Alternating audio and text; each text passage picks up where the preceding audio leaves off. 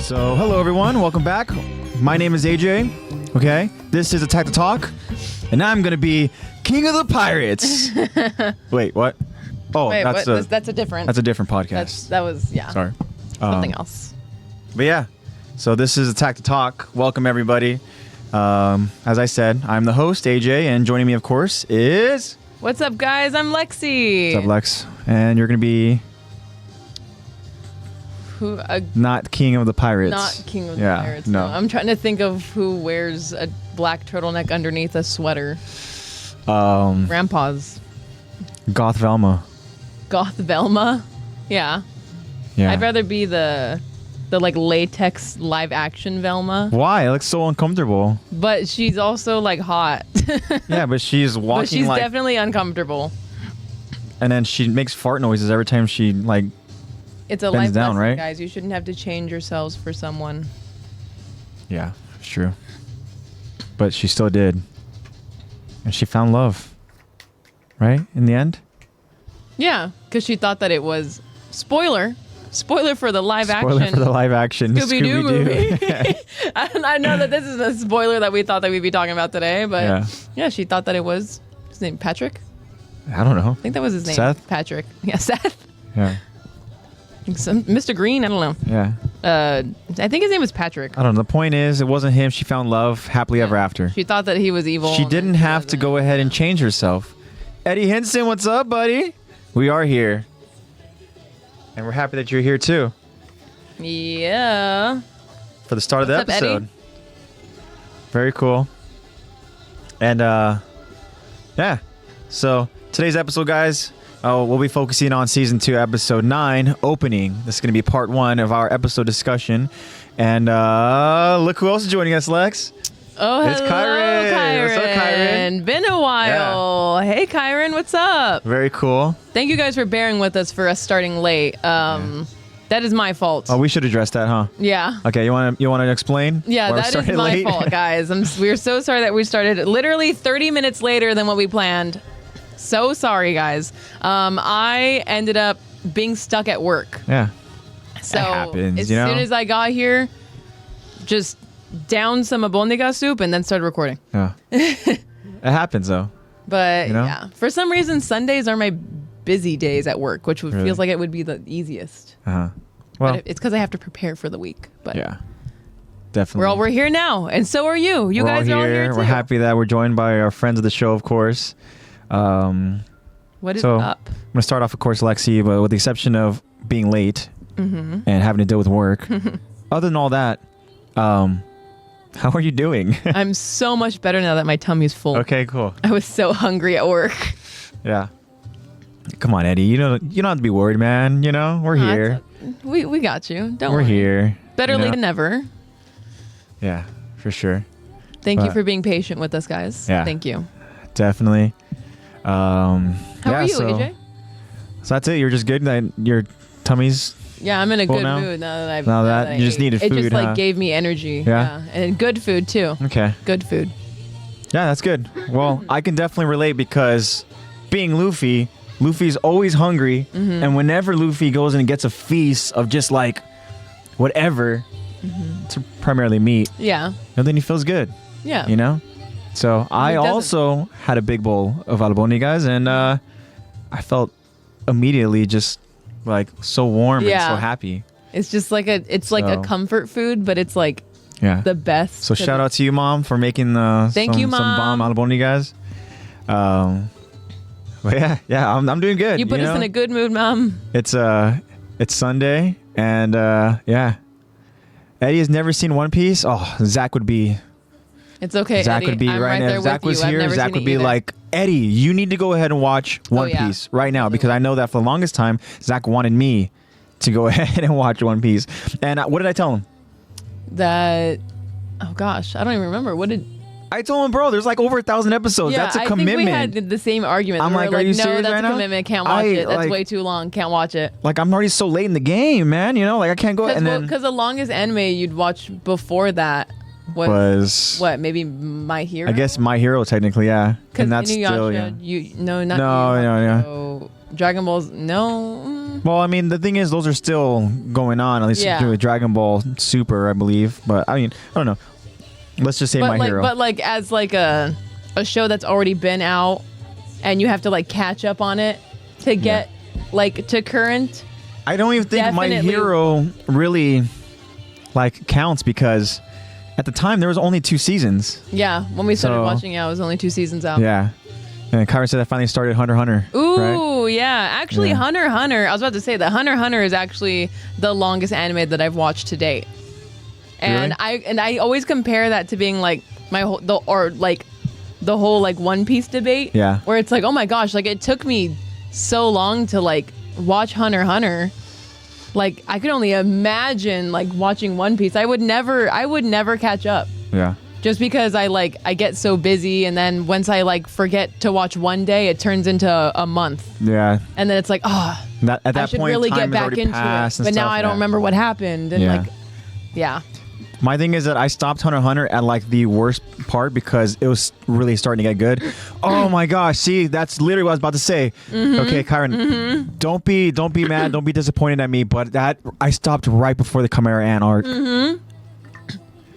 But it's because I stopped for whatever reason. Okay, I stopped for a day. Yeah. Like you said, a day turned into a week. A week turned into a month turned into like multiple months. And then I just stopped that momentum. I stopped like I don't know. It's just when you're in it, you're in the zone. You're like, okay, cool. But also right before the Chimera Ant arc, I feel like I was struggling. Because there is this weird like needed to get there. I needed to get there, and right before there, I let time pass. Yeah. And I literally remember you being like, like who is this like bear? Yeah, I was like who's this group? And at that point, I felt like I was introduced to another group prior to that, and now we have like I don't know. You're like, all this changes. I can't like. It like helps you like. It deters you from staying motivated. No, for real. I will say the Chimera Ant. I will. I gotta continue with One Piece. Oh yeah, of course. But I will say the Chimera Ant arc is pretty long. It is a long arc.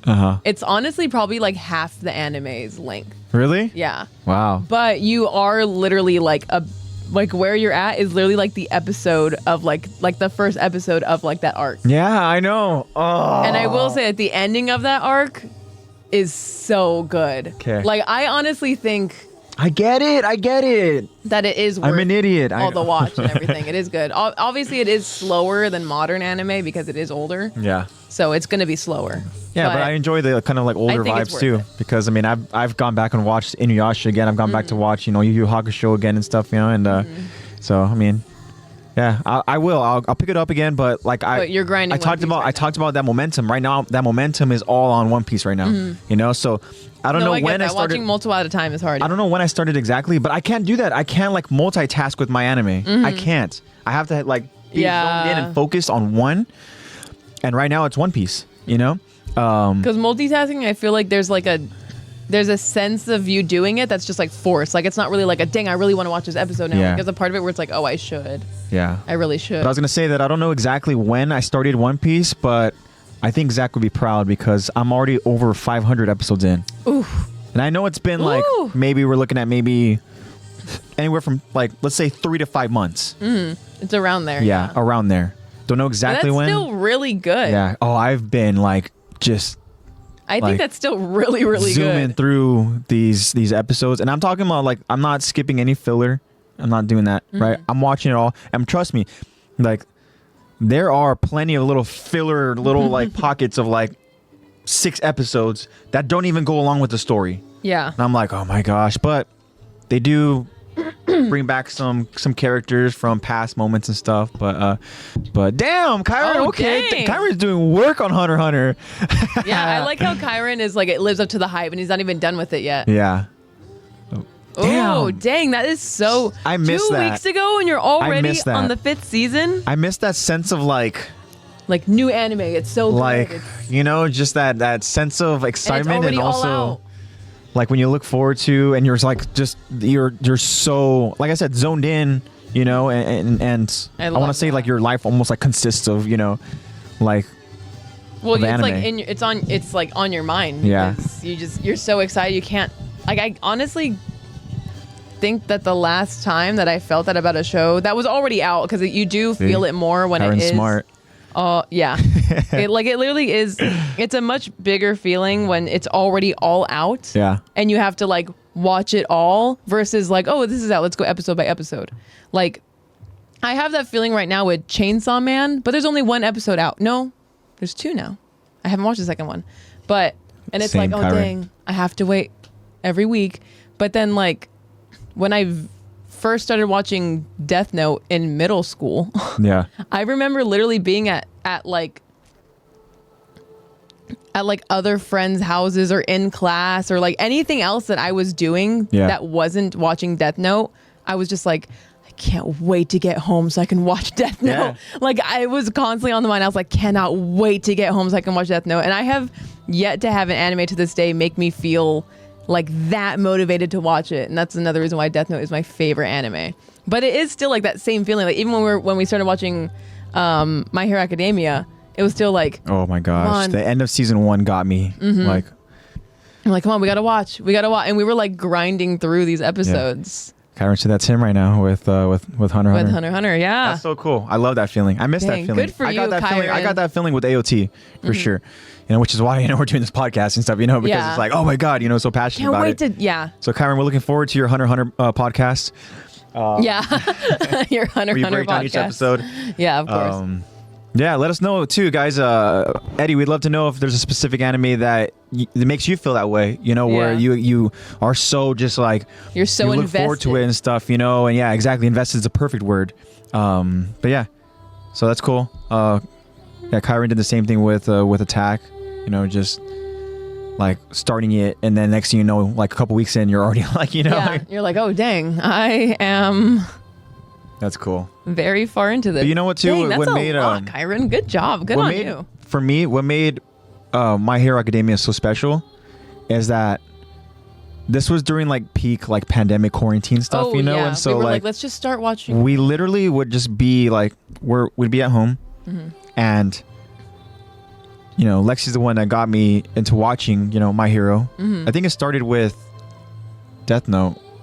What was the first one we did? Might have been My Hero, and then My Hero the first one we segued. did was My Hero, yeah. But so Because I had seen it around, and this is like I hadn't been watching anime for like yeah, a cool minute Uh-huh. at this point. Like I had been probably about almost a year since I had watched any anime. yeah. Because I had just been so busy, I didn't feel like I had time to do Anime it. got so big during the pandemic. Oh yes. So for anyways, sure.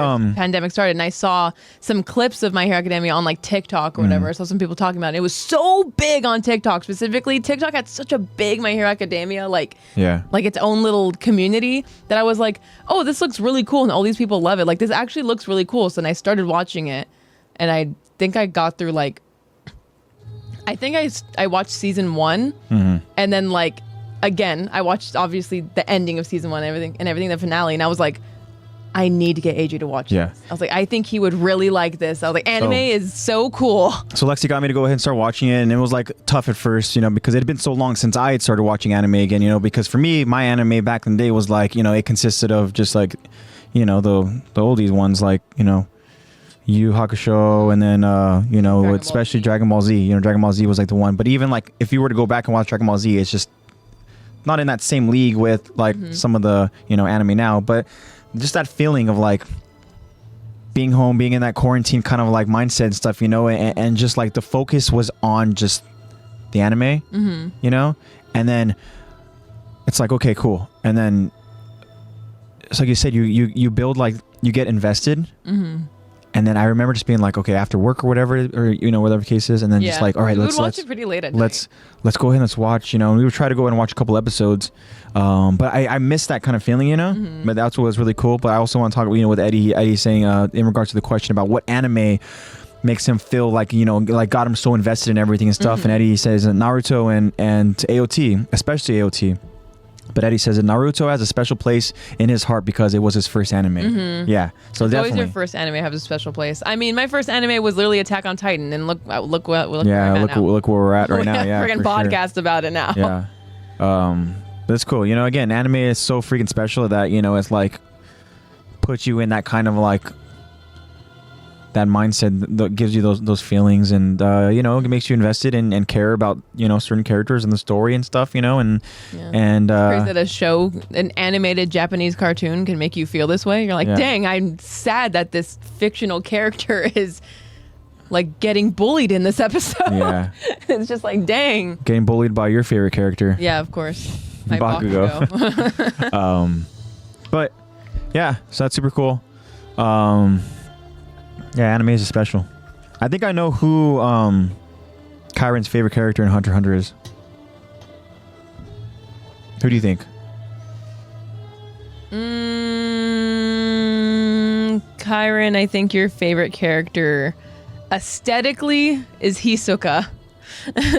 But actually is... I think you're a main... I think you would like one of the main characters, either Killua or Gon. That's what I was going to say. Oh, yeah. Say it's got to be Killua. Yeah, Killua. Yeah.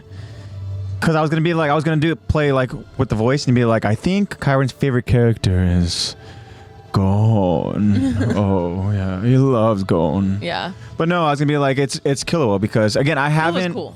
I haven't really obviously watched... Well, I mean, I explained, you know, but to my understanding, Killua becomes so badass. And I know that is Zach's favorite character. Yeah. So I was like, okay, it's got to be Kyron's favorite character too. Yeah. So. I honestly think my favorite character.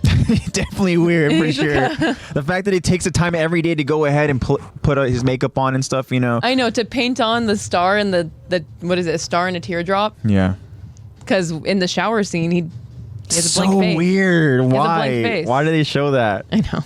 Just to show some Hisoka booty. Why? Same thing with Zeke. Here's some Zeke booty. Yeah, but at least we didn't know Zeke like freaky like that. I know, true. We don't know that he's like a pedophile. Yeah. But God. Anyways, yeah, my favorite character in Hunter x Hunter did like, I think for a while.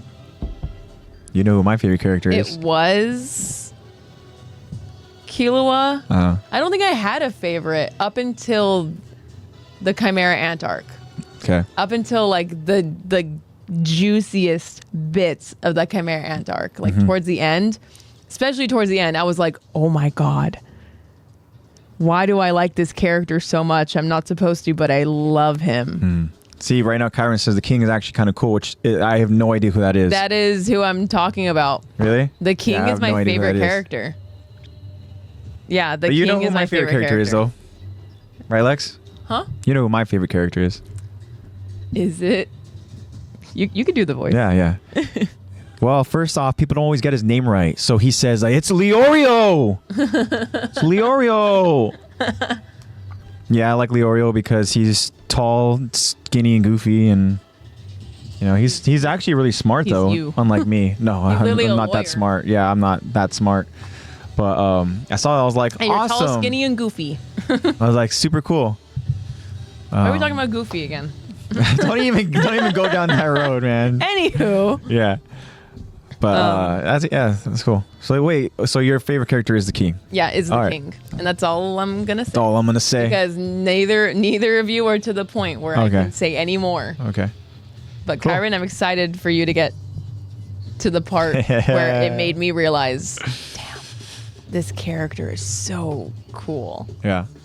And I want you to get there someday too. I know I don't want to break your One Piece flow, so yeah, I'll let you take care of that. But yeah, you have to watch Hunter x Hunter. You are literally on like the first. You're on the start of the arc. Yeah, it's gonna happen eventually. But you know, I just have to continue to endure through One Piece.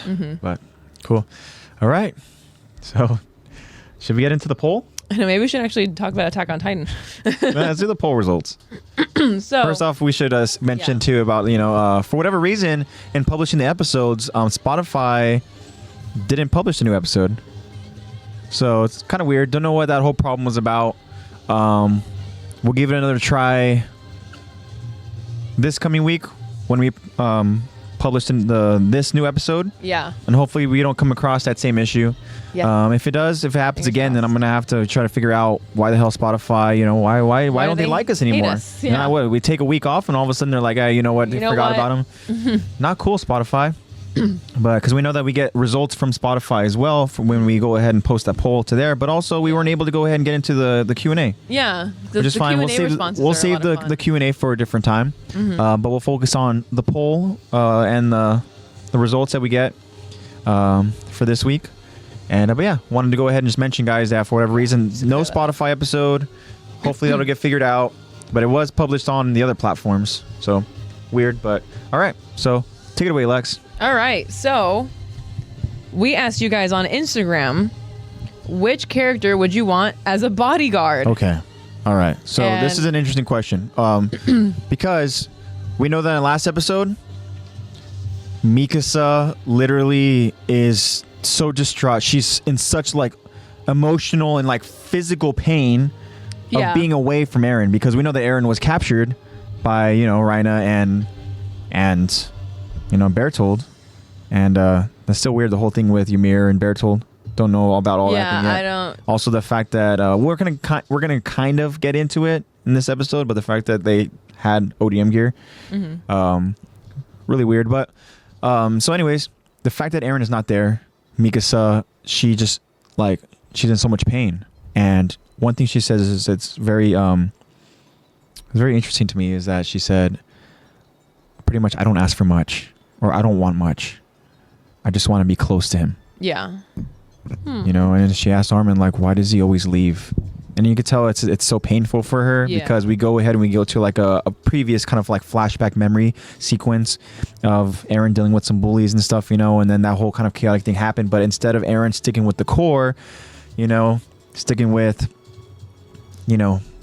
Mikasa and Armin, who obviously are there to have his back, Eren chases the freaking bullies, and Mikasa's in that time as well wasn't able to go after him. So now she's dealing with the same kind of feelings in an even more kind of grander scheme here. And it's more significant because, one, he was kidnapped, and two, Armin explains that 5 hours had passed. And so it's not like they can just like, oh my God, let's go catch up. No, like he'd been gone for a while. So the reason why we asked this question, because in the sense here, Mikasa is Eren's like personal protector. And it's also something that Carla, Eren's mom, requested of Mikasa to do. She knew that she was strong. So and knew that Eren was always getting into trouble. Yeah. So go ahead and tell us the options there. And I don't think you can go wrong with any of them. But yeah, so if Carla's mom is telling one of these four to go ahead and be your personal protector, you vote on which one you want it to be. So all right. So the options are Mikasa Ackerman, Eren Yeager, Levi Ackerman, and Rainer Braun. Okay. So do you want a badass, like, soldier that knows how to deal with Titans? Or do you want a badass Titan that knows how to deal with freaking Titan soldiers? Or badass Titan Slayer? Yeah. So, my gosh, my voice is like it's that gone. Soup. It's that soup. Honestly, it might have been. They have a little spice to it. They have a little spice to it. It did make my nose run a little bit. So starting from lowest to most voted. Okay. We have 2% for Reina. Really? Yeah, only 2% of people want the Titan that's literally... They don't want the armored Titan to be your personal protector. But maybe they just don't like his face. I don't know. Yeah. Then we have 18%. Sorry, guys. It's going to be like this the whole podcast. 18% for Eren. Really? Yeah. Wow. So the two Titans got the lowest? Yeah. That's so interesting to me. Yeah, me too. Wow. Okay, and then we have 33% for Mikasa. Okay. And then 56%. I saw where this was going. As soon as Kyron entered, he mentioned in chat. I knew exactly what was going. First off, Lexi, you're gonna do great when we do the voices. When we're doing the voices, there's you're just gonna do absolutely great. Stuck in my throat that I cannot get out. It's a piece of rice. No, it honestly might be. It's rice that just happened to squirm its way out of a meatball. Okay, so go ahead and replenish yourself here, clear your throat, and I'm gonna go ahead and say that having the two Titan users with the least percentage here kind of surprises me. I was willing to bet that Rhino's going to be last because considering the options here, right?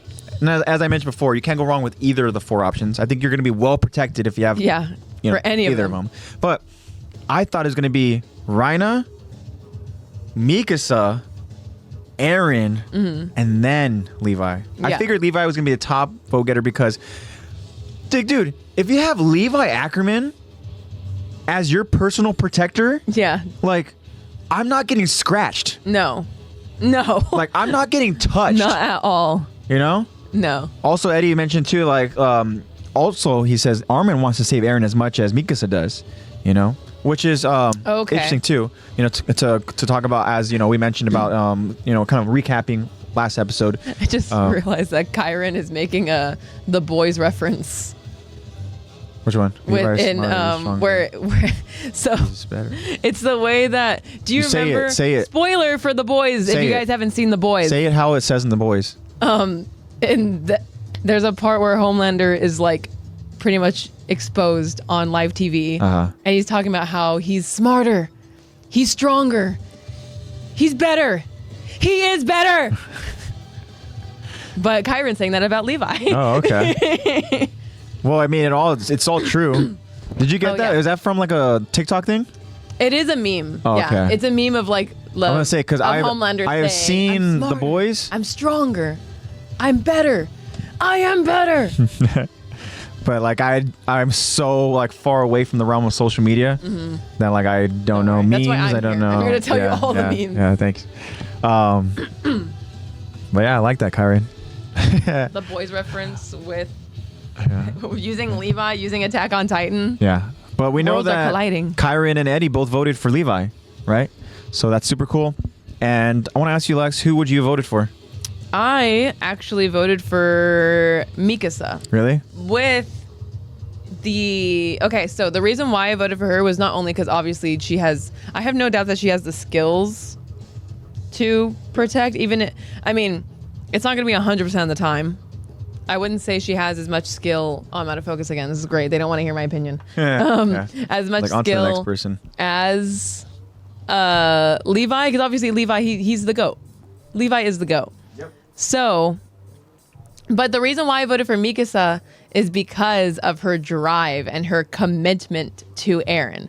Like, she has full-on tunnel vision commitment to this dude. That is what I would want in a bodyguard. Just full-on. Because, like, I try to compare it to, like, let's say Levi and Mikasa were the bodyguards for Eren in the Annie situation where he first, well, we don't know it's Annie at the time, but when he first, like, this is going to be a good example. I think I know where you're going with this. First, like, when he's first fighting her and everything, and it looks like we might have her, we might finally trap her, whatever, like we can save Eren, and then Mikasa goes out of no hesitation, goes out of her way to go after it, and then we have Levi saying like, no, like, hold back, let's just wait or whatever, and like, regardless, we don't know if it was what would have been the best decision, but I think I would rather just have someone with no hesitation, complete tunnel vision, pure commitment as my bodyguard than being more logical with it. Because I thought the example you were going to go with was the fact that when Annie captured Eren, that you had somebody like Mikasa who was so adamant and so convinced in her mind that he's not dead. Yeah. Like, no, oh, yes, he's not dead. That too, like, definitely. Like, he's not dead. I'm going to go get him. I'm going to go rescue him. Yeah. Where Levi was like, no, we saw him get eaten. Yeah. Like, he's probably gone. Yeah, he's gone. He's probably dead. You know, and at that point, no, like, it was like, not. Levi was almost like, all right, look, the best thing we can do is just, we need to go back. Right? And it's like, damn, like, yeah, I won't want my personal protector to go ahead and be like, oh, man, like, that person was already eaten. Dead. I'm sorry. All right, well, time to go ahead and go back. Yeah.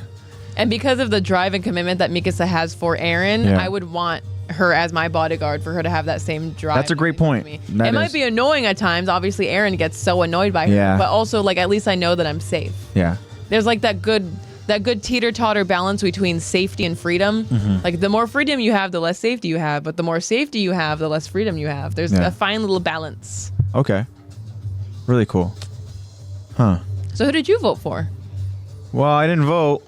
But who would you have voted for? Who would I have voted for? Yeah, you don't have social media. Who would you have I told you what I thought the voting was going to play out. But here's my thing, okay? start with Rhina. You know, let's go through like pros and cons a little bit. Okay. Very quickly. That obviously you're gonna have like the protector Titan. Yeah. Right. The literal like shield. Yeah. But here's the thing though, is that the dude's mind isn't right. You know. No. Like I need your rationale. I need your head to be in the game, bro. I need you to like be focused. You know. Not really all there. I don't need you to go ahead and be, you know, in your little funks and stuff, you know, or, you know, lack the drive, whatever and stuff, you know, and like, hey, I might be a little bit of a loose cannon. I might be putting myself in some, you know, shitty situations here. I need you to go and save me, you know? Yeah. Like, the question isn't, you know, I'm going to be a good person, you know, I just need somebody to protect me. No, like, what happens if I'm, you know, a reckless soldier here? Especially with the mentality that you have the armored Titan. Yeah. Like, I have a shield. I'm going to go I need to make sure high that risk, high reward. my guy's got my back, right? And I just don't know that Rhina's going to be, like you said, fully committed there. He's going to be, you know, completely in it. You know, I don't want any like sense or like sorts like just any no hesitation, feeling of doubt, you know? And so with that reason, Rhina, you're out. Ed, or let's talk about Eren now, right? So Eren has so much drive and determination, and I know that he will never quit. And I know that if it means saving me, you know, he's gonna go ahead and full throttle, right? But that can also be a bad thing too. Yes. Because I don't want to be a casualty in his rage. Yes. Okay. And then if I end up dying, then I'm just gonna be like I'm gonna be character development for him, you know. And next, you know, he's gonna want to go ahead and now live for me. Oh my god! But guess what, Eren? I want to live for me too. Okay, so I've seen. I would like to live as well. I've seen Eren go with this like, yes, I will kill you. I'm gonna kill all the Titans. His berserker. And it's like, bro, chill. You know, it's just a couple Titans, bro. Like I'm sorry I put us in this situation, okay? I know. I'm sorry I walked out. I walked out of the walls. I'm sorry, dude. Like, okay. Like, yeah, that's you know, true. I just, again, you know, Eren, I think that he's going to be committed, but he's going to be way too committed. Yeah. And like aggressively committed, where it's like, this dude is a loose cannon. Yeah. Like any little thing, he's instantly like, I need to kill that thing. It was a somewhat danger to my person. Like, no. It's for that reason, Eren, I'm sorry, but can't choose you. Yeah. And now we're picking Pokemon. Stuck between the Ackermans. Let's pick your Pokemon. It's like the start of a freaking Game Boy game where you go ahead and your starter. Who's your starter? You got 4 Pokeballs right there on the table. Yeah. All right, which starter? Let's go. Let's see. We have Levi, Eren, right? Okay, that's interesting. So I'm gonna ask a question afterwards after I choose my starter, right? All right. Okay. But then, so we have Mikasa. Lexi already explained it. You know, easy, right? You said there's commitment, but it comes from some sort of like, it comes from like passion and like actually love and care. Yeah. You know? And again, there's also like with Eren, you know, it's just there's no quit.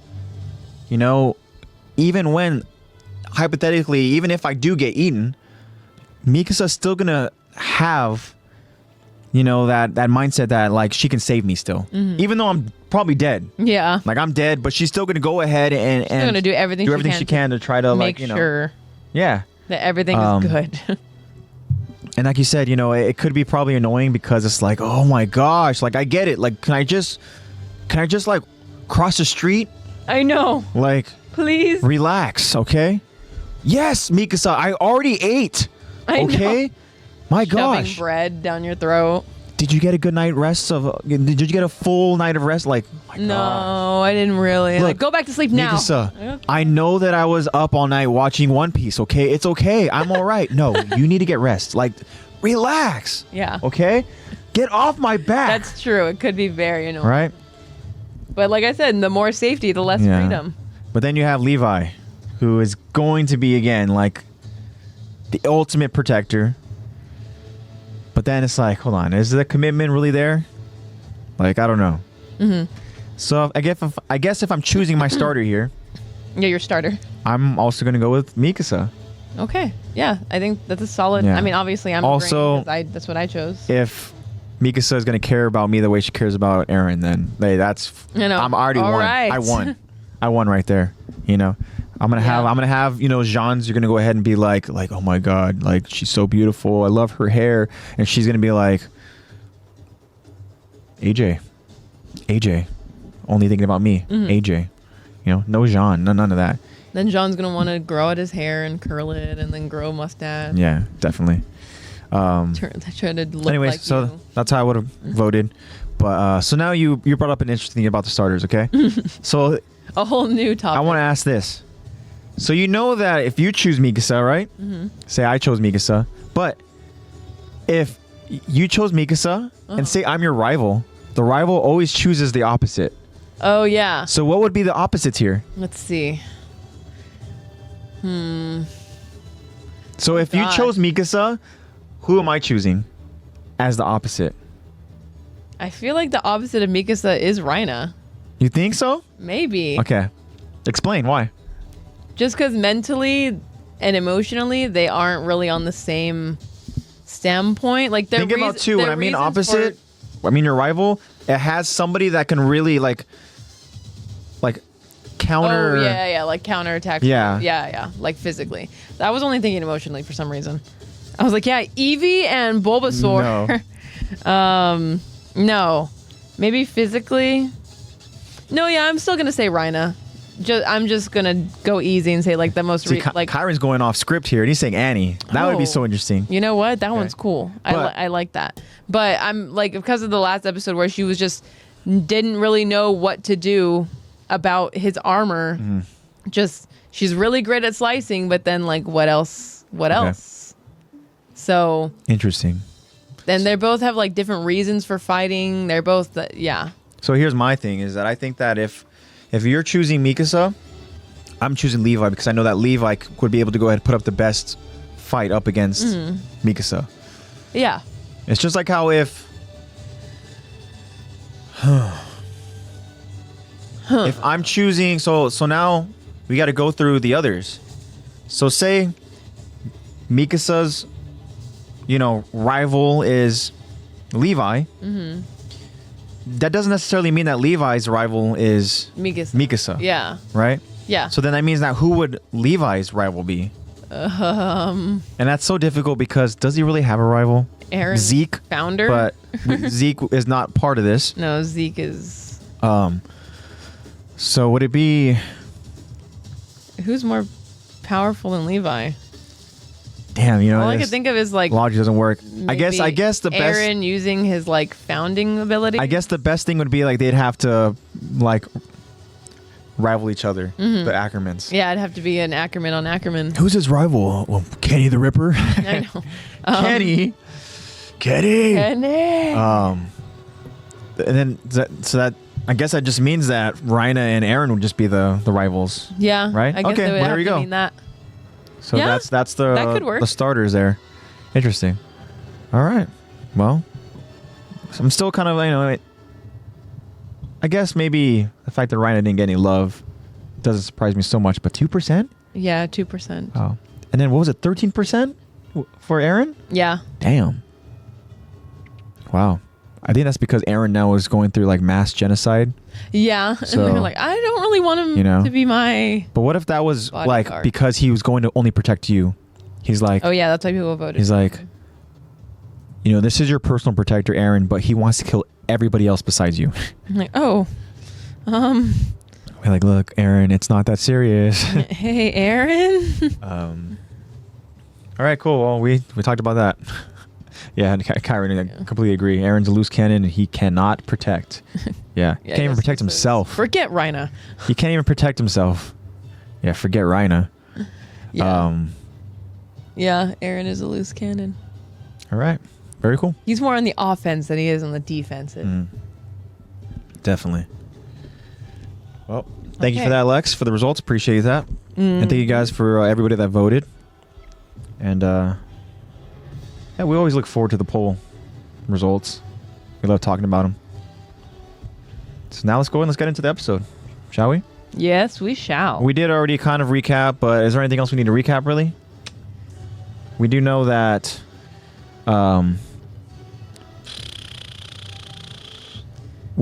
Commander Irvin and MPs, you know, and some scouts, and we're assuming some of the garrison soldiers. They have made their way to the wall, right? So they're there now, and Hanji, she woke up, you know, and she said, you know, give me a map, and you know, she went over and she speculated on where they're currently hiding. When I mean there, I mean, you know, Ryan and Bertold, and they obviously kidnapped both Eren and Ymir. So now they're trying to formulate a plan. And that's where we're going to start this episode. But, I mean, I would be remiss if I didn't mention, again, R.I.P. to Bill. Yeah, R.I.P. You know, Bill. Bill, the MP, who didn't make it, you know, because as Eddie had mentioned, the wall, which we found out that Commander Irvin and all the others, they traveled on top of this wall on horseback. And Eddie mentioned that the wall itself is, like, pretty narrow. Did they all just like kind of like form just like lines and stuff, you know, and kind of like, you know, all decided to ride and like this formation unison and stuff, you know, and or do they just all just chaotically group up and try to like, you know, as fast as they can get to this destination, which is the top of the wall where Hanji and the others are. And then we came to the conclusion that I think they just tried to just all travel as fast as possible, and then you had MP Bill who had to get convinced because he needed more money. He's like, look, hey, Commander Irvin, look, dude, I respect you a lot, but I'm just an MP who lives in the wall. You know, like, I just like being here, you know, doing my job. Nobody mentioned anything about Titans. Hey, look, if I'm going to go ahead and risk my life, I need some extra money. All right? So kick me down some money. So we got convinced, traveled, and didn't make it because he was traveling too close to the end of the wall here, and he ended up falling off the freaking wall.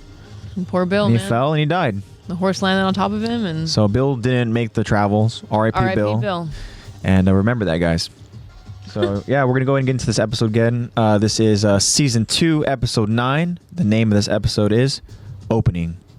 This is part 1 of our breakdown and discussion. Are you ready, Lex? As I'll ever be. I am. I don't know if my throat is, but I am. All right, here we go. The episode begins as we see Commander Irvin leading the charge to recover Eren and Ymir from the traitors, Rhina and Bertold. However, back at the wall, we see a worried and battle-damaged Hanji stuck back at the wall with Moblet by her side. Moblet appears to be confused as he watches Hanji crawling, determined to do something. Hanji, in significant pain, orders Moblet, Get me a horse! A confused Moblet responds, Section Commander, where are you going? Hanji then explains, back to the village where we caught the Titan that couldn't walk. And then Moblet asks, you mean Ragako? Hanji adamantly tells Moblet, I need to see. A concerned Moblet now tells Hanji, have you lost touch with reality? You're in no condition to ride horseback right now. Hanji, now in deep thought, answers, there's something important here. I feel it in my bones. There, Hanji, not here. Hanji continues to crawl with determination as Moblet has this look that he may regret doing this.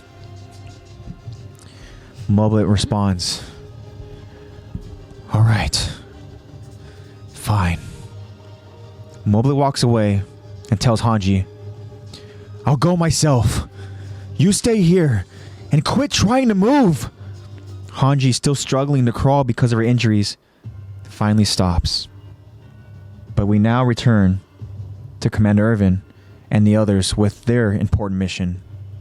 Commander Irvin informs, be on the lookout! All riders assume formation! And then we see different squads beginning to separate from the pack to head to their directed locations. We see a group that consists of Connie, Sasha, and Historia. And then we see a group of Hannes, Mikasa, and Jean. We zoom in close on Mikasa, and then we see that she's pissed, focused, and ready as she says one word, one name. Eren. That was good. That was Thanks. good. That was good. Thank you. I feel like that sounded the most Mikasa I've ever sounded in my Yeah, life. that was good. Yeah, I love it. Kyron says he is fired up, baby. Oh, yeah. Love it. That's an homage to our good friend Zach, who we still miss very much. And yeah, so okay, hold on. Let's go ahead and talk about this real quick, Lex. This is interesting because we see that Hanji, who obviously she is back at the wall because she's in no condition to travel. Yeah. She barely just woke up, you know, from her injuries, right? That she suffered because of the crazy explosion that is caused by the Colossal Titan by saving Reina's ass, you know? Yes. Because his ass was getting kicked. So she wakes up, she's in no condition to travel, but she's still determined to go ahead and now do her own mission, right? Which is to go back to Raguko. Which is interesting because she wants to go ahead and she wants to see the Titan that can't move. Right? Yeah. And that's so interesting. She could feel it in her bones. That She knows something's there. And why do you think suddenly now Hanji wants to go to Raguko? I feel like so Hanji's obviously really smart. Yes. She's obviously intelligent. And I'm probably missing a few things here by saying this, but I feel like it's because like so much Titan-based things have been happening, and obviously she wants to get as much Titan research as possible. But also is the fact that like this is another abnormal, never happened before, a Titan that can't move thing. Also, like Titans appeared out of nowhere before. Also, there's this hairy monkey. Also, these two people are Titans. Also, this other person is a Titan. Also, like, so I feel like she just wants to get as much info as possible and try to see like, okay, let's get ahead of the problem this time. I need to go see this just in case anything else happens. And maybe by getting a start on trying to get information, you start at Raguko. Yeah. Right? Yeah. I think that like fighting, it just seems like a losing battle. Yeah. Because it seems like, gosh, we know nothing. Like everything that's happening is always a surprise Titan-wise. And I just need to get all the Titan information I can so that we can't be on the losing end every time. Yeah. Also, too, let's not forget that they had their own little discussion back over in Trost before they made their way over to where the others were, which is at the castle, right? I'm trying to think that maybe through their information and in the files, you know, of realizing that Reina, Bertold, and Annie came from the same, you know, hometown, region or whatever. That, you know, maybe somewhere, I don't know, maybe Raguko was something that was important. Yeah. You know, maybe it's a hometown thing. And yeah, so I'm kind of wondering in this moment, like, what is it specifically that Hanji is trying to gain from all this, you know? And and we know that there's some weird things that happen to Raguko because, one, there's no bloodshed, there's no bodies, there's a lot of damaged homes, but there's the horses are all still there, all in their stables. Yeah, you know, there's a lot of mystery. A Titan that is on their back, immobilized, that called Connie's name. Yes. Right? So welcome home. Interesting there. Don't know if that's necessarily something that Hanji knows. Yeah, can't remember if that was explained to her. She said my name. Sounded like my mom. Yeah. And if that was anything, because obviously it got very dismissed by, Reina and Bertold, or by Ymir. Well, Ymir is the one who was like, "Are you kidding me? Oh my gosh!" Like, right? Yeah, but also like in the moment when he's saying, even the moment when he first hears it too, saying, "I thought I heard something," wasn't it? Reina dismissed it. Yeah, Reina immediately was like, "What? No, I didn't hear anything." Look, I need you to get your head, you know, right. We got to go and, you know, all that stuff. And then you have Ymir that's like, "Oh, what? No." Making fun of him. And like all of those. And even Reina misinterpreted and being like, "Hey, I don't know if he did it on purpose or not, but keep doing that." Yeah. To get his head off, you know. Yeah. Out of all that. Do you mean to get This is all stuff that I can't remember if Hanji is all aware of this information. I mean, if she is, that'd be great, because it'd be like all these people who are Titan users are trying to get all this information like out of, like trying to dismiss all this information. There's something there. Yeah. feel it in my bones. But here's the thing, though, is that at least in this moment here, Hanji, she's not heading to Raguko. Mm-hmm. It's Moblit. Mm-hmm.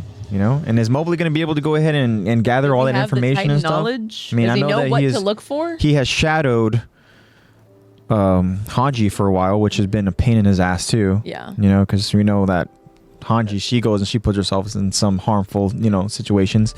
But yeah, I think I don't know. It's interesting that, you know, Hanji wants to start there, right? But here we go. We have Commander Irvin leading the charge, and you know, he has a plan, as Commander Irvin always does, and so we see that he gives the command to have these squads go ahead and separate and to head in different directions. You know, which is a smart thing because yeah, Hanji mentioned that they're going to be in the forest somewhere, but still, it's a freaking massive sized forest. Yeah. So they're going to have to try to cover as much area as possible. And so I guess it makes sense to go ahead and kind of separate. Which could be difficult because that means that you're going to have squads that aren't as strong as others. So what happens if they encounter, you know, one of the Titan users? Then, you know, good luck. But with all that being said, you know, they're going to obviously have their flares to go ahead and, you know, to signal all the others and stuff. Yeah. So, yeah, good luck. Remember all the flare colors. No, I don't even want to get into all that. My mind cannot get into that. But we see that Mikasa, she is determined. She's pissed. She's ready to get Eren back. That's all she wants. So, all right. So now let's continue on with the episode. We now go to the hidden location in the forest of giant trees, where Reina and Bertold are keeping Eren and Ymir hostage. Reina tells Eren, "You're awake. Welcome back." We see a confused Eren, probably trying to wonder exactly what happened. How'd he get here? Where exactly is he? Then Eren tries to make a move to get up, but he pauses as he looks down. Eren then begins breathing heavily, over and over and over again, until we see a rush of steam release from his shoulders. Eren gasps as he says, "What the hell? My arms!" As we see that he currently is missing both of them. But then Ymir interrupts. Eren. Eren turns to look at Ymir on the same branch, sitting next to him. I'm, not in any better shape here. As we see that Ymir is currently missing her right hand and her right foot. Seems we're both having a shit day. Eren, he responds, "Ymir, what did they do to me?" But then Reina answers, "Sorry, that was my fault." An annoyed Eren then looks up to see Reina standing over him on a different branch. "You can pin your injuries on me. Guess I was in kind of a hurry back there. Bit your nape without thinking about your arms." And then Eren, now defeated with his head down, pauses, but then responds, "Is that right? So, I lost." Eren then looks back up at Reina with a look of no quit and pure determination. We then get a look at each of Reina, Bertold, and Ymir as they prepare themselves because they've seen this look on Eren before. And then Eren takes a bite of what's left of his arm. Bertold jumps up and he says, "Eren, don't do it!" Ymir, standing next to Eren, grabs Eren's arm from his mouth and then tells him, "Easy there, hothead. Take a look at where we are. This is a giant forest within Wall Maria. Wall Rose is leagues away, which means we're deep in the heart of Titan country. See?" As we notice that a small herd of Titans are directly underneath them. "I think our buddy down there isn't abnormal. It may look like he's just kicking back, but those eyes haven't left us once. Lots of smaller ones down there too. That's plenty bad enough. Another big one over there.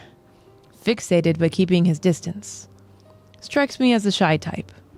And then there are these chumps." As we get a look had Raina and Bertolt. Dirty bastards. They had the foresight to suit up in full gear. Of course, Raina took yours. Point is, changing into a Titan isn't going to accomplish very much right now. 1, they can do the same thing if they want. 2, they can zip into the trees if not. 3, we're basically surrounded on all sides. Power or no power, getting out of this would be tricky as hell, even at the best of times. You read me? There's nothing to gain by being a dumbass. Mm-hmm. Then Raina agrees. She's right. You can't turn into Titans right now anyway. Don't count on that ability coming to the rescue. The body can only take so much. It's a little preoccupied with healing at the moment. And then a pissed off Eren responds to Raina. Nice try. You expect me to sit here and take the word of a liar? Then Raina and Bertolt both just stare at Eren. But Ymir continues. Yeah, well, we're sort of at a disadvantage here. It's not like we know the ins and outs of how this works. Unlike you guys, I'm basically clueless about the whole thing. Hey, Raina, you said you'd start talking once Eren was up. Don't you think it's time somebody explains what you plan on doing with us? Then Raina answers. We're taking you to our hometown. Of course, I realize neither of you are just going to do as I ask. Like Ymir was saying, this place is crawling with Titans. They're everywhere. We could beat the living shit out of each other if that's what you want, but I wouldn't recommend it. Our friends down below are hungry and not prone to discriminate. Whether you try to cut and run or stick around, believe me when I say, our options are limited. We wait for nightfall. Ymir now asks, so why didn't you just stay in Titan form and run all the way home? What's the point of stopping here in the first place? You get winded and have to take a break? Then Raina answers, why don't you use your imagination? And then Ymir just sighs. We see Eren now playing out the scenarios in his head. Let me think. Suppose I wait for an opening. If I assume Titan form, running away wouldn't really be that much of a challenge. Question is, can I assume Titan form in this condition? Raina doesn't seem to think so. And it's not like he and Bertolt would risk stopping here without a good reason. What if I couldn't transform to full strength? Does that mean the other Titans would be able to eat me? We see Eren struggling with the potential scenarios in his mind.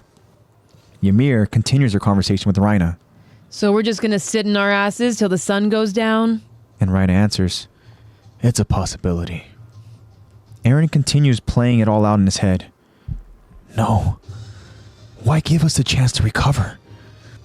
If they wait for nightfall, we'd only be harder to rein in. They'll make their move while we're still helpless. At this rate, I can't do anything. We're screwed. But then, Eren gasps as he recalls what happened prior to him getting captured. What happened to everyone else? Where are the scouts? Don't tell me they're coming here to save us. Oh God, if they show up, none of them will. But then, Ymir interrupts by continuing to ask Raina, wait a second. Those Titans at the castle had no problem moving around at night. What's stopping these guys? Then Raina explains, the Titans here can't move after dark. But then you know all about that, don't you, Ymir? Then Eren becomes confused by Raina's statement. Eren now thinks to himself, how is it she's able to transform into a Titan? Doesn't seem to catch her off guard like it did me. What's her angle? Whose side is she on in all this? If I thought she was hard to read before. I've made up my mind. I need information. Anything I can get. Keep my eyes and ears open. And when the moment comes, make a break for it. But before I can do that, I have to keep my emotions in check. Give myself a chance to recuperate. And then the episode stops there as we go to be continued. So, again, another week where it's going to be a shorter part 1. Longer right? part 2. Very long part 2. But that's good because we know that this is all just kind of just building yeah. and setting up big events, because in these part 1 discussions here, we're just kind of getting some questions. Yeah. We see Aaron has his questions, right? So let's go ahead and get into a little bit of a breakdown here, and then we'll get into our final thoughts, right? And then we'll go ahead and see what our final thoughts go ahead and transform into. Yeah, I know. As last They week always turn into something. Last week it was what Eddie mentioned. What would Aaron's fast food order be? Yeah, what would his go-to fast food order be? And I will say though that I talked to Dad about this, and Dad had an interesting response. Oh yeah. Well, and Dad said, "I'm surprised you didn't think that his go-to fast food order would be." And I apologize if this may just be like a California thing, but Dad said that his order would be 4x4 In-N-Out with animal-style fries. Oh, yeah. Especially when he's in his berserk mode. Yeah. Yeah. 4x4, grilled onions and everything. Yeah. Give him all of it. And animal-style fries. And I was like, you know what? That is so much better than, what I think any of us even mentioned. I was like, what the heck would he eat? We also were talking about Taco Bell a lot, and so it was like, I think our mind was fixated on that. But I was like, damn, you know what, Dad? That was a good answer. I like that. I think that is. So who knows what our final thoughts is going to go ahead and just transform into? But Eddie here is saying that in terms of Aaron and what he's going through here, Eddie's saying that that's called character development. The way that he used precise thinking, which is a great point, because we see Aaron act on emotion. Act on his instincts, which a lot of times isn't always the right move, because he doesn't have Mikasa, Armin to go ahead and bail him out. He is literally like limbless right now, right? Doesn't have his freaking arms. He has his legs still, but it's run around like a chicken. It wouldn't. It's not good for him to go ahead and act on the emotions, which is why Aaron says that he needs to keep his emotions in check. And we see in the episode and the fact here, that he even recognizes that. Yeah, but it's something that we see as he says it. He's literally like in pain saying it, and he wants to be so angry, but he's like, I need to keep them in check. Eddie's saying this is character development, really, because Aaron knows now he needs to gather as much information as possible, right? But he knows he doesn't have a lot of time, because he doesn't think that Ryan and Bertold are going to allow them to heal. And, he knows that they're probably going to act quick.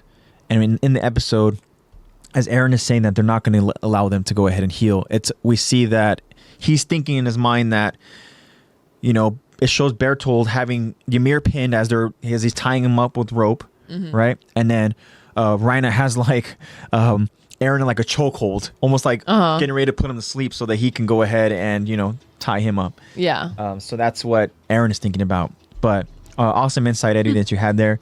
But let's go ahead and let's talk about this real quick, Lex. Great comment. So we know that as Hanji had theorized here, that they're going to be in the spot where they can hide, which is going to be in the forest of giant trees. And they're there. Aaron realizes that he's missing his arms, right? Ymir tries to get him to not overreact, which, he does from time to time. Yes. But Ymir also informs us and informs Aaron, like, look where we're at. Like, we're in the forest of giant trees, which is in Walmaria. Well, look at Ymir logical lexing. Yeah, exactly, right? And she's saying that Wall Rose is leagues away, which I'm guessing is where they were when the whole, craziness happened, right? Where they thought the breach was, over inside the wall, which there wasn't a breach. And, everything that played out, right? Over at the castle, over on top of the wall, where, Rhaina and Bertold revealed themselves. Yeah. That all played out over there in Wall Rose. So now here they are, past Walmaria. They're over in the forest. And they're not in Kansas anymore. No. So, but yeah, Ymir, she's being insightful here. She's thinking logically. She's trying to get information from Rhaina. Yeah. Birdie's being the typical quiet birdie up there. Yeah. He sees. They all see. It's funny because when Aaron goes and he looks up over at Rhaina, he gives that look that it's like, oh shoot, what's he gonna do? And that's when he has like his freaking elbows. Yeah. He just like, yeah. you know? And then, you know, Bertool is just like, don't do it, Eren. I know. Don't. Do not. Which Here, now, yeah, we're doing this. But he wasn't able to transform because his body's too busy trying to, you know, recuperate and all that. Can't do it. Right. But yeah, Ymir, she's trying to gather information. She's asking questions and stuff, you know. She wants, because she obviously has been awake, you know, who knows how long, but she's been awake longer than Eren because she tells Reina, like, look, you said that when Eren wakes up, you know, you're going to tell us what your plan is. Yeah. Like, now it's time. I'm patient. Tell me. And Reina, being very kind of like vague, just says, you know, we're going to take you to our hometown. And we know where that's at. You know, we know that's in Marley. We know that in order to travel there, they're going to need to travel by sea and stuff, right? And Ymir knows where that is, right? She knows. Well, the thing is, the only way I don't know if she necessarily has been there, but I know that she has the memories. Yeah. So I think that's what I think she knows what he's referring to, but then we have Eren that's like south? I don't know. No clue. Where? But I think that something you mentioned too about how like Reina's being like, you know, like, oh yeah, but you're aware of that, aren't you, Ymir? Ymir, she was even like talking about her Titan abilities and how she was like, and I don't even like, she's pretty much just playing dumb, like, and I don't even like know how to do it. Let me see what she says exactly. But she's pretty much like referring to not knowing how to use her Titan abilities, which you can fool me. She looked like she knew exactly what she was doing over at the castle. Really did. And Eren brings it up too. And it's like she's not taken by surprise at all about her transforming. Yeah. Like it was very not planned, but it was very like purposeful. Yeah. So let me see if I can find. Yeah, she goes, it's not like we know the ins and outs of how this works. Unlike you guys, I'm basically clueless about the whole thing. Right? Yeah. Which I'm like, that's so weird. She literally talked as a Titan. Yeah. You know? Yeah, and she literally like knew what like she had a full grasp of it. Yeah. She wasn't in that kind of like what her strengths were. Yeah, she didn't allow the Titan to go ahead and completely take over, and we see that, you know, for people who are inexperienced, they are in like a blind rage. You know? So she obviously knew what she's doing, unless like the Jaw Titan itself is just like a more intelligent Titan. You know, who knows? But you know, like Eren said, like she was already hard to read. Like, you know, what's her plan here? What's you know, what side is she on? All valid questions here, right? But she never says, like, she doesn't even give any insight of what she's thinking at all either. Yeah. Then she has the whole, so why didn't you stay in Titan form and run all the way home? And Reina says, as Eddie commented, why don't you use your imagination? Is that another word for why don't you use your memories? Yeah, no, pretty much. Yeah, I feel like that's what he's referring to. Like, why don't you use your memories? Like, what do you mean run all the way home? Run all the way to Marley? Yeah, and she did say that in such a kind of like low-key, like bitchy tone too. Yeah. No, because I didn't even read the full thing. She said, so why didn't you stay in Titan form and run all the way home? What's the point of stopping here in the first place? You get winded and have to take a break? Yeah. Like, why don't you use your imagination? Why don't you use your imagination? So angry at her. Because he knows that this was a Titan that ate Marcel. Yeah. And also, too, I mean, that weird moment and encounter that they had in the castle with her knowing that language on the canned herring or something. Herring, yeah. You know? And before they can even really kind of gather information, and that all, you know, everything just went to hell, you know? And yeah, so they've had their weird encounters. But I don't know. Like, what do we think of Ymir? So let's try to go ahead and what are we reading here with the energy? Yeah, I think energy-wise, it doesn't seem like she has at least she's not showing it. Yeah. That she has a drive for anything to go any certain way. She's just like, honestly, it seems more selfish where she's just looking out for herself. It doesn't seem like it's like a, oh, well, like, why aren't we going here? It's just like a, okay, what are you going to do with us? Okay. Like, it just seems more like annoyed at the situation than like angry that like, oh, I'm not with Ymir right now, or angry that it's like, oh, like people are in danger. She's just like, ugh, what are we doing? Yeah, I think she definitely has a selfish agenda, but also too in the moment she doesn't want like things to get any worse than what they already are, because she tries to like trying to let make sure Aaron doesn't do anything stupid, and then using her like condescending bitchy tones to just like not lighten the mood, but it's not so serious.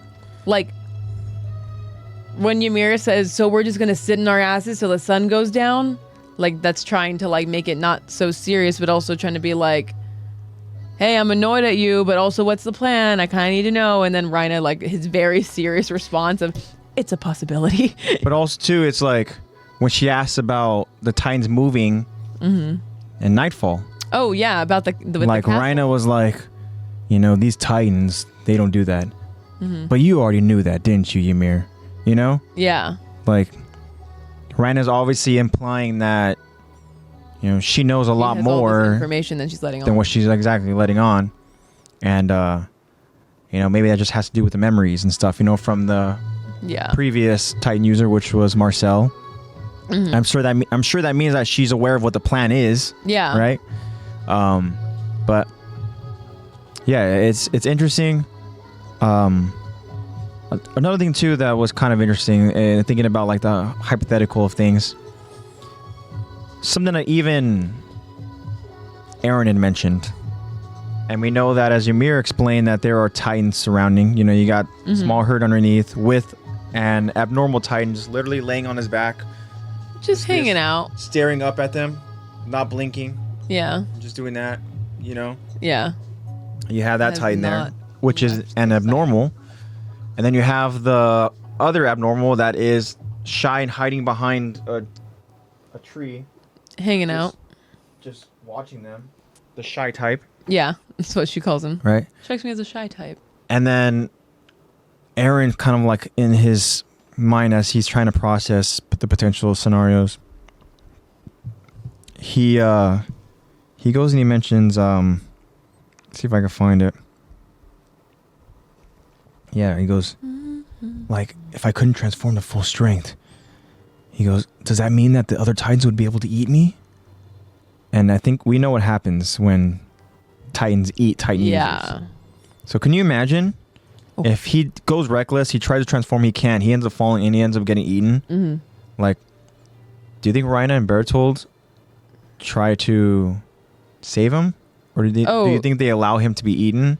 And now whoever the lucky Titan that ate whoever that is, they have to Aaron, take him now. Like, I know you don't know what's going on, but but I got you now. We're here to save you. We're gonna take you back. Oh yeah, that might be like, you know, honestly, that could be either perfectly beneficial, but then or you'd have Ymir be like, they're lying to you. No, they're bad people. You know, and then they're gonna be like, shut up, Ymir. You know, and stuff, and like, look, don't listen to her. Look, we're gonna go ahead and take you back home. Okay, just come with us. We know exactly what's happening to you. We're here to stuff. You know, you ate a Titan user. We are all also Titan. You are gonna be a Titan now.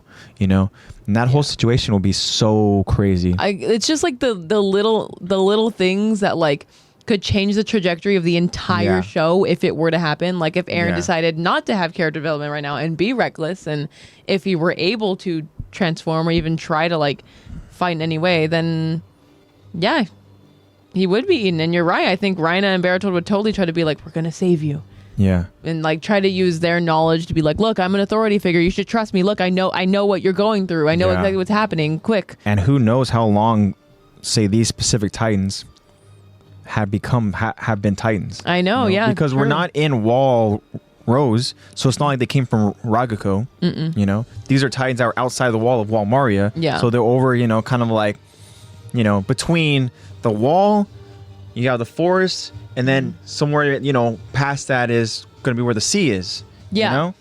So it's like these Titans are the ones that are outside of, you know, that barrier.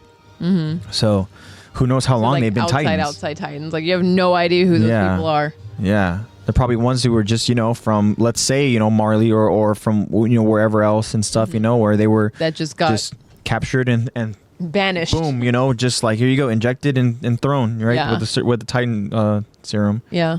And that would be so interesting. Like you said, the dynamic of the story can change so much with one little detail.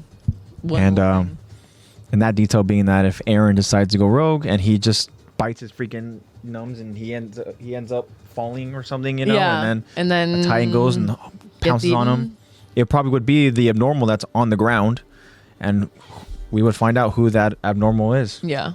And that abnormal would be the new Attack Titan. Yeah. So yeah, and the founding Titan as well. Yeah, right? And the founding. Yeah. So yeah, have a lot of power. That would be crazy. And then they would go ahead and they would literally fool this person, Ryan and Bertold. They would fool this person right into their trap, into going with them to Marley and feeding this poor soul to whoever's the next warrior. Yeah. Now, would that be Porco, or are they going to give Porco to still Ymir, feed Ymir? So Porco's still going to inherit the Jaw Titan, or because he's the next in line, is he? That's a lot of responsibility for him to be. Yeah, I think they would have to really. Because do they know that he's the founding too? I don't think so. Not until what's going to happen later on. I was going to say I don't think they know that he's the founding. I think they just know that he is a Titan, the Attack Titan. He's the Attack Titan. Yeah. So yeah, that'd be really interesting. Don't know. But also the Attack Titan. Can you imagine if they fed this to freaking an even younger Gabi? Oh my gosh! It's like, this girl is a protege, and top of her class. Yeah. Let's just make her be the Attack Titan now, and let's just train her with it now. Like the more, even though she only has 13 years, but it's still the more training, the more she's already qualified, and stuff, and so. And then that means not only would Gabi become the Attack Titan, but also the founding Titan as well. Mm-hmm. Oh, I don't even want to think about that. All that power. It's like we just said, the slightest bit of, hiccup, little mishap can alter the story. The entire and here we are speculating, and as we're speculating down that road and the story starts to develop, we don't like it. Yeah. Oh my gosh. Yeah, but even so, even if they don't know that he's the founder yet, the Attack Titan, what even is technically the Attack Titan's abilities? Don't know. Because we don't know what the female Titans are. We think that it's mimicry. We don't know that for sure. We know obviously the Armored is armor. We know that the Colossal is obviously, other than being gigantic, he's literally a nuke. He could do his steam. Jaw Titan has. The Colossal is the distraction. Yeah, the Colossal is and then we have Attack Titan. That's just, I don't know, good at. The Attack Titan was kind of explained later on with by Aaron Kruger.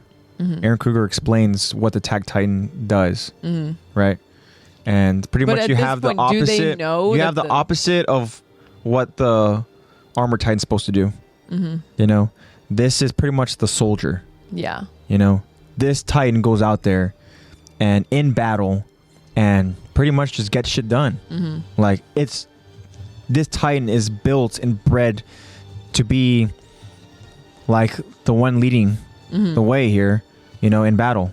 But not only that, I don't know if they know this at this time about the Attack Titan, but it's known later on, especially by Aaron Kruger, that the Attack Titan's abilities literally is past and future memories. It literally is this super powerful thing where obviously we have Aaron having memories of the past, but also having some memories of the future. And then you have Aaron Kruger that is having memories of this Mikasa and Armin when they don't even, and there's no way that read that. Eddie's helping us out.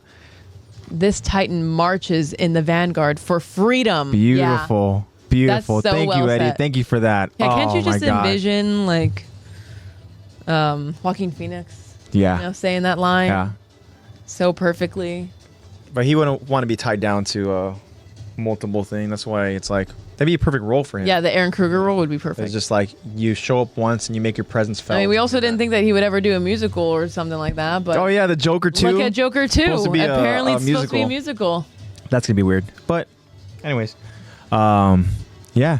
So it'd be very strange if things kind of played out. And then can you imagine? I don't know why my mind continues to speculate on this new kind of like new little storyline here. But yeah, another one of the Attack the Talk arcs. They decide to go ahead and now leave with this now, new person, right? Mm-hmm. And then can you imagine if Mikasa, she finds her way into the forest and she sees like a piece of like Aaron's torn shirt. Yeah. On the ground. Yeah. Or something, Or she sees this other Attack Titan.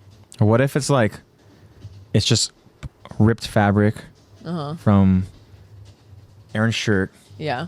But then there's like, you see the keys down there. Oh my gosh! Yeah. And now we know when the keys are gone, it'd be like. Then we know what her new mission is to go ahead and take the key over back to Shiganshin or whatever and stuff. 'Cause she's like, this is the key to the. Like I need to know the answers. I also want to follow. Like if Aaron's dead, I need to complete this legacy. So now they'd have to continue on the mission, for Aaron's memory and stuff, and all that. Even though I don't think that she would think that he's completely gone. Yeah. I mean, I was gonna say, like, can you imagine her seeing this new Attack Titan, like this person who we don't even know is suddenly there's like Attack Titan there, and it's like, is this another Titan user? Is this who is this? Can you imagine? So my mind's now spiraling here. They catch up with Raina and Bertolt, which we're gonna get to in future episodes here. Mm-hmm. But what happens if they don't see Aaron? They see Ymir. Mm-hmm. They see Bertolt. They see Raina, right? And then there's this new person. Mm-hmm. And Mikasa's like, where's Aaron? Yeah. And then Raina's like, just kind of like, he's gone. Yeah. Right? What do you mean he's gone? Where is he? Mm-hmm. And then all of a sudden, like, well, let me show you. And all of a sudden, say Raina goes and he just like grabs the new person, right? Goes and like freaking like stabs him or slices him, whatever, to the point where it forces him to transform. Yeah. And you see that person transform into an Aaron look-alike Titan. Even transform and that's like other people harming him. That's the reveal. Yeah. That Aaron's no longer the Titan. Aaron's gone. This person. And can you imagine the heartbreak on Mikasa? She would honestly. He would go in a full rage. Yeah. But also with this new person, whatever's going on, like we know that the attack, as was previously stated, the Attack Titan has these past and future memories. Yeah. This person is going to have past. This person is not going to have any recollection of what's happening right now because this first transformation as a Titan, boom, Raina's using this person as a weapon, transform, boom. Next thing you know, this person who's so confused gets like hurt. Transforms, as I said, and now it just becomes this mindless, just like raging freaking Attack Titan that is already so like, I don't know what's going on, I'm so lost. Yeah. So like just and it's just going and it's on a full on rage, just going after all the scouts and stuff, and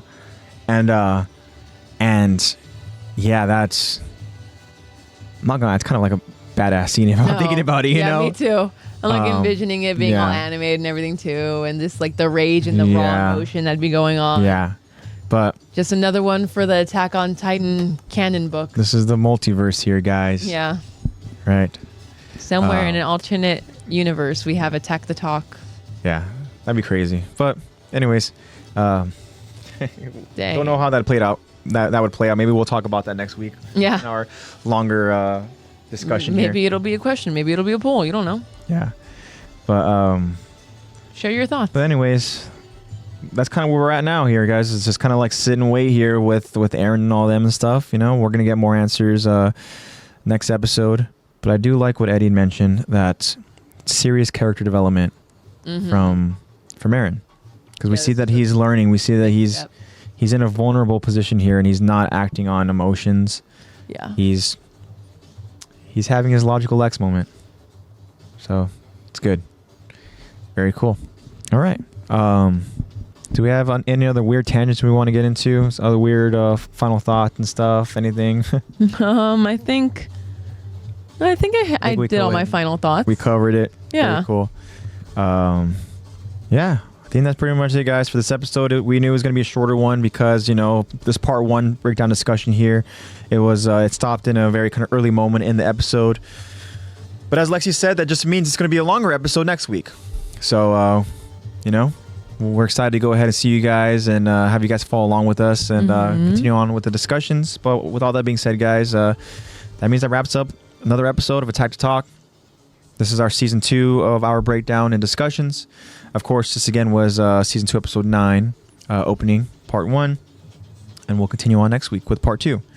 Remember, guys, new episodes are streamed live on Twitch, which we're doing currently now. But for those of you guys who are going to see it at a later time, episodes will be published on Friday. And they will be hopefully available on Spotify. Yeah, let's hope. We'll see. Fingers crossed, guys. We'll find out next week. Or find out this coming week if the episode will be published on Spotify. Weird again that it wasn't this past week, but Marco, you're joining us here in the end. Oh my gosh, we're literally closing. We're closing, but hello, But Marco. You're here just in time for us to shout out your art. Yes, Marco's like, this is my moment. Yeah, I know. I'm gonna show up here. This Plug, time. shameless plug. Yeah, but yeah, guys. So again, keep up. Yeah. Keep an eye out for new episodes. But also keep up the good work. Yeah, keep up the great work, guys. Whatever it is you guys are doing, keep it up. But also, guys, we'll update you guys on our Instagram. Don't forget to follow us on that. It's at Attack to Talk Podcasts. Yeah, we'll update you guys. And Marco, Hunter again. Oh, you we missed brought some a good discussion. Hunter Okay, again. Marco. When we're done here streaming, go ahead and watch the beginning because friend of the show, Kyron, is. We were just talking about Hunter. He is like right now invested in watching He's like Hunter in the Hunter. middle of the Chimera Ant Yes. So watch the beginning of this episode so you can go ahead and see the excitement that we talked about with Hunter. But that's cool that you're watching with your mom. So yeah, Hunter is getting some huge shout outs in this episode. I know. Love it. Okay, Hunter. But all right, guys. So yeah, follow along on Instagram for all your updates. Also check out the profile link or check out the profile.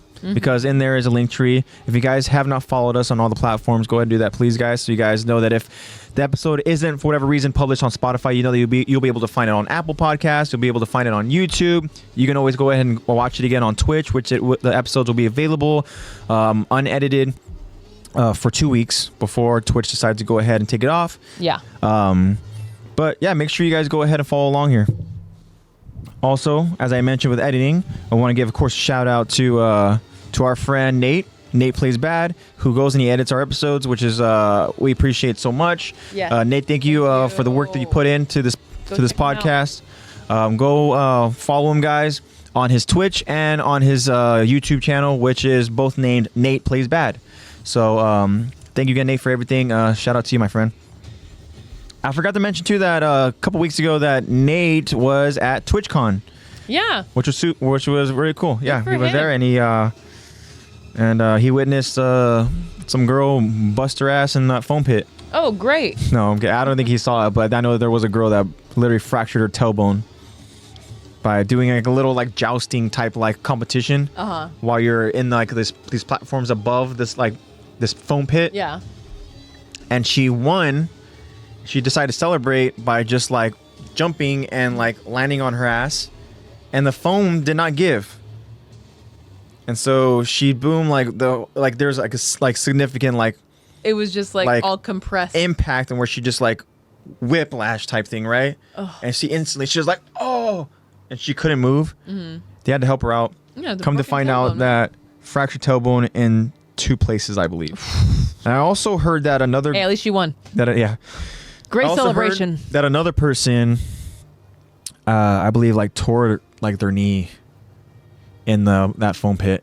Oh. So that foam they pit. tore like a ligament in their knee? Yeah, I think it was like I don't want to say like ACL or something like that, and all that, ACL, but yeah, meniscus, but it was a PCL, significant knee LCL, injury, which one I'm of the like, oh my ACLs. gosh, She was being Margaret, cocky. she's being cocky. She definitely was. It was definitely I was celebrating. about to make such a stupid anatomy joke right now. Really? Because the tailbone is called the coccyx.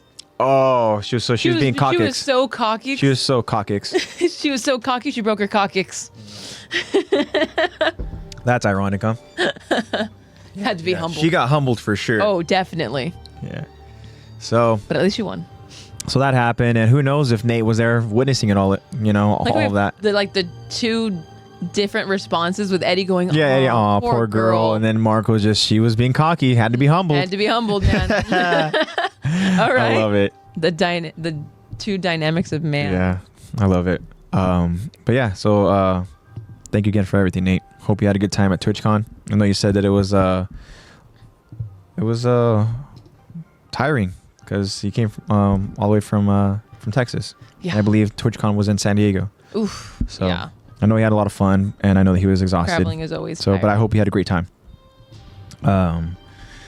So let's go ahead and talk about our merch, guys. So, not our merch. I wish we had our own merch. Yeah. That'd be super cool. If any of you guys know how to do merch, if message you guys us. have some merch connections, we would love message us. That's something that we've always been interested in, and do some merch. But I will say that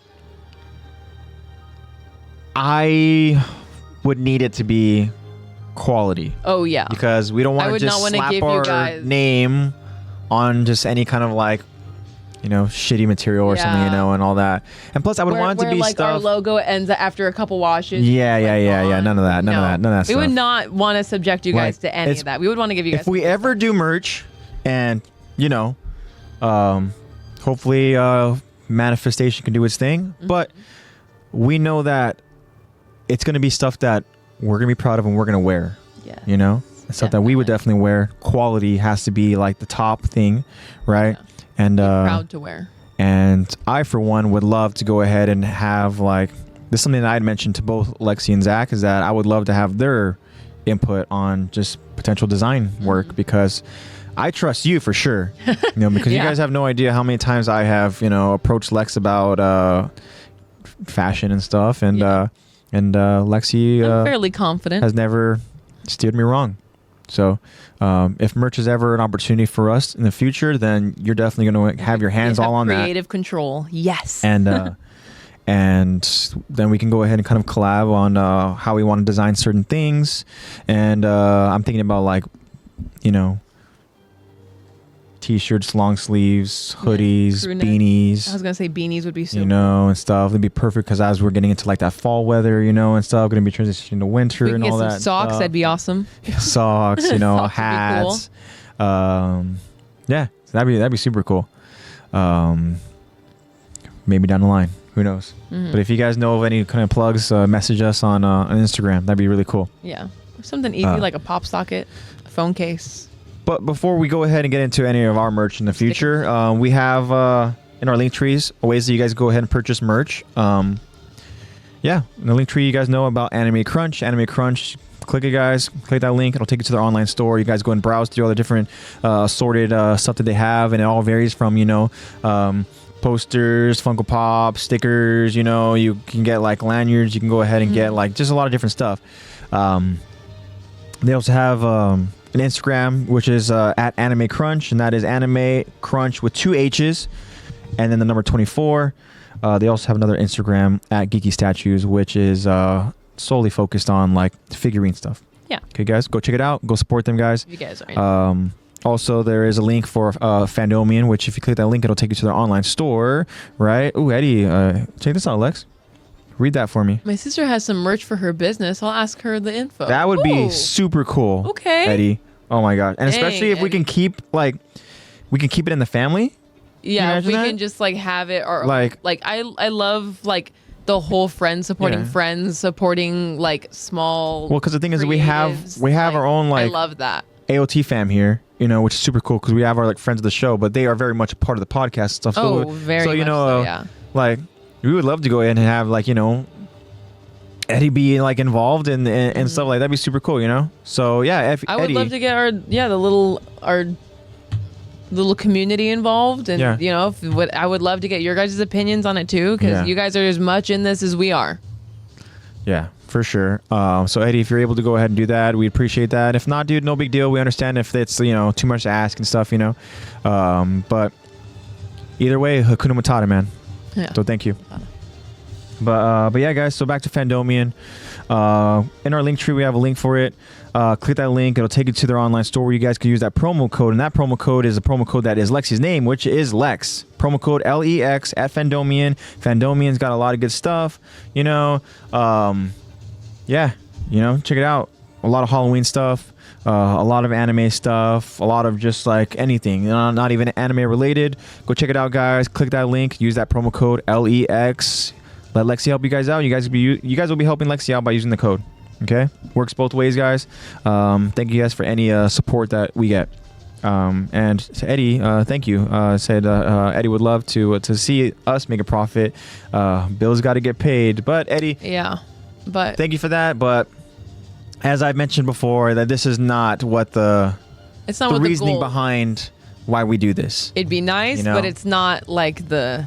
If it so happens to get to that point where we are able to go ahead and profit out of this, like that is a blessing on its own. But so cool. Like, we would want to go ahead and put that profit towards stuff that's going to be, beneficial to all of us, which is, as we mentioned, with merch and stuff, and then from then on, whatever revenue comes from that, be able to come up with another awesome idea, that will be, awesome for all of us and stuff, and then it's like, but the bottom line is, that's not the goal.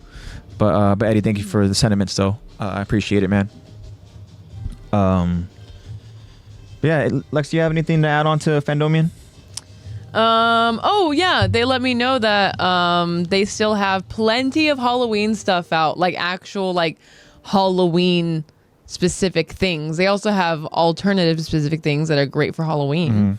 And then obviously a bunch of anime stuff that is great to dress up for Halloween wise. Yeah. And Halloween's next Monday, guys. Yeah. You have your window for ordering stuff to get delivered is closing.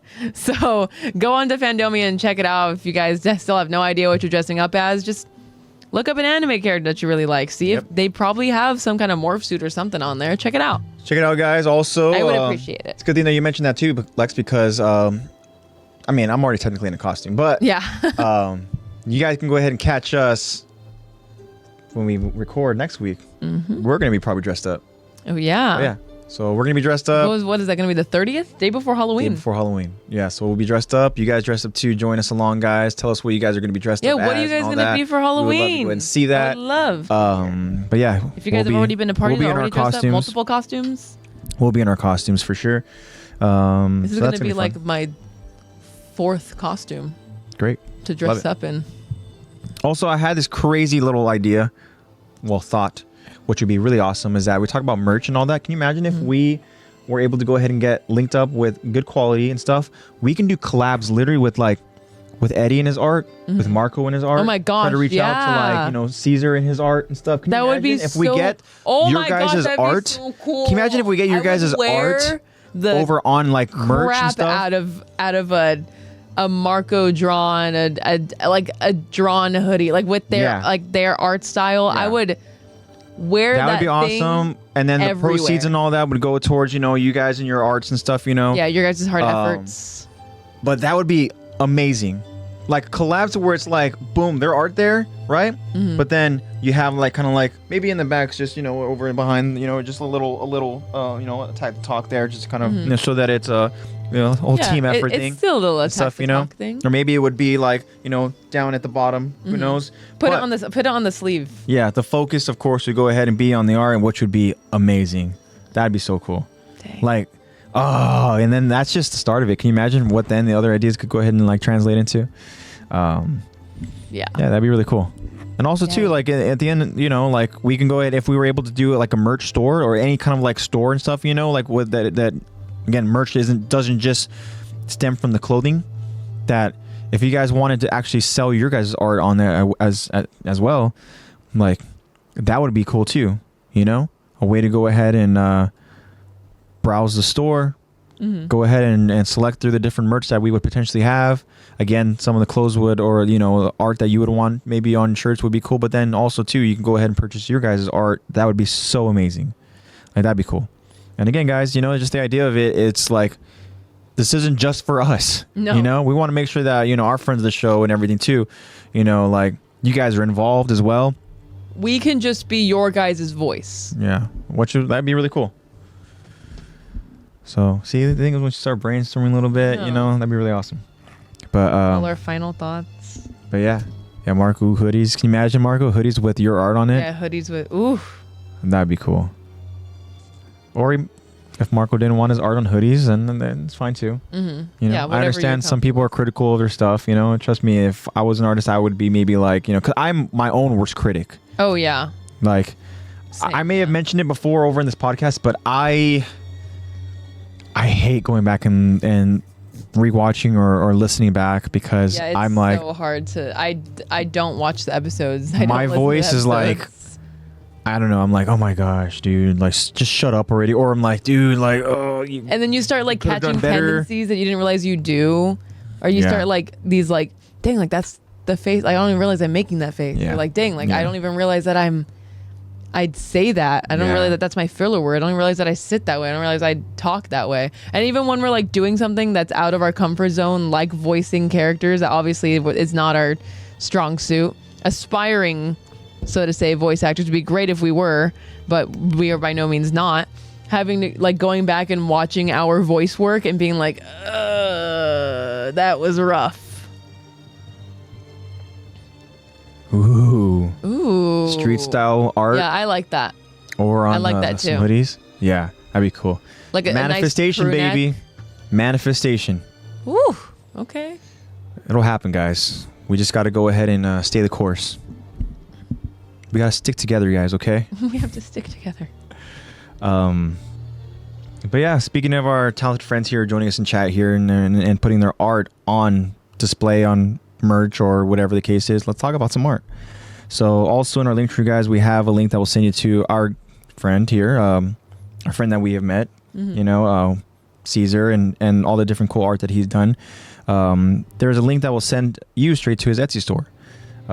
He has about 20 different assorted pieces of art that you guys could browse through, and you go ahead and select what you guys want.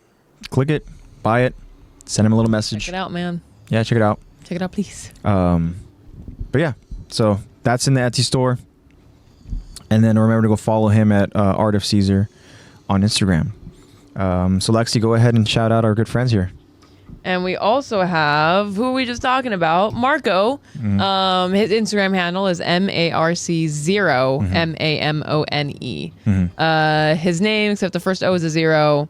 Add the E at the end, because on Twitch he doesn't have the E at the end of his name. Yeah. He has really great art. Check him out. He has his own little highlights if you want to see just his art. That's honestly mainly what he posts about.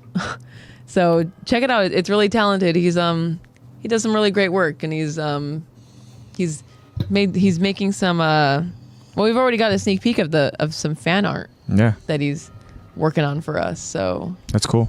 But yeah, guys, go ahead and support Marco. Go follow along over on his Instagram so you guys can go ahead and see anything new that he posts. Really cool. And we also have another friend of the show that is a talented artist as well, right, Lex? We also have Eddie. Yeah, good friend Eddie here. Who is Art de Juan. Art de Juan. Go ahead and check that out, guys. It's as it is spelled, right? Art de Juan. Yeah, no spaces. No. All one word. Yeah, go check it out, guys. Again, follow along, and so that you guys are up to date on whatever new stuff that our friends of the show here, Marco and Eddie, post.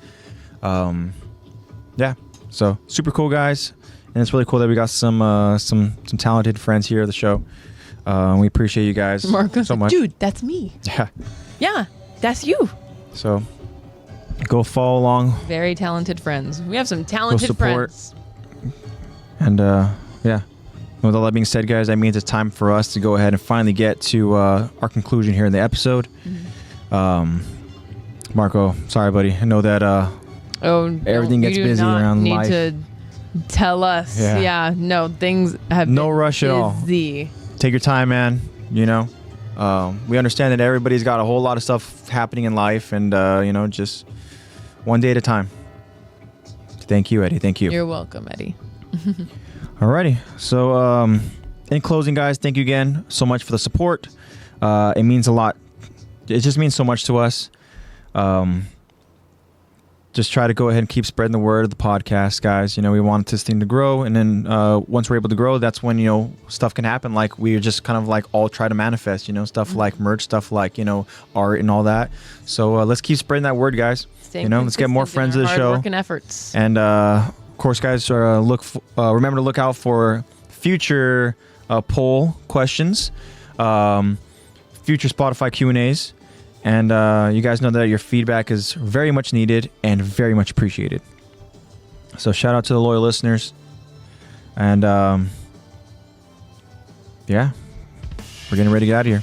Yeah. Eddie is saying new video on the YouTube.